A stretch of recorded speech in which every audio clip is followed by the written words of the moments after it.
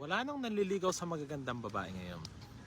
One time nagpunta ako sa museum, yung babae halos mala supermodel yung ganda. Yung kasama lalaki, tsaka. Mukha ring walang pera. So isip ko, ba't siya pumatol doon? May nakakausap din naman akong mga magaganda. May insecurities tuloy sila. Kasi nakikita nila, mas maraming manliligaw yung mas pangit sa kanila. Bahag na ba ang buntot ng mga lalaki ngayon? Kung manliligaw ka, doon ka na sa pinakamaganda. Mare-reject ka rin naman ng pangit. Ma-reject ka na ng maganda. Most men, sa totoo lang, pag may nakita silang maganda, natatamay na sila. Piling nila mas mataas sa kanila. Piling nila mare-reject agad sila. Piling nila hindi sila bagay. Kung lahat ng lalaki ganun yung iniisip, edi nagsisettle sila sa hindi kagandahan. Yung mga babae naman ngayon na sobrang ganda, wala nang nagtatangka. Gulo ng society ngayon.